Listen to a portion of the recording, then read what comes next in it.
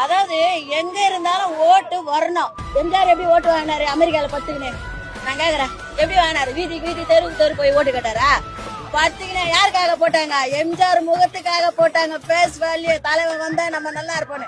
அதே ட்ரெண்டிங் தான் இப்ப. தலைவர் உக்காந்த இடத்துல ஓட்டு வாங்குவாரு. நீங்க ஏதோ ஒரு மாசம் உட்கார வச்சீங்க,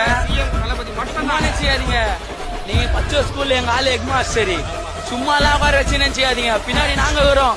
2026 தெரிய போகுது யாரு பயந்து வீட்டுல ஒளிய போறான்னு. இத போடுங்க மறக்காம.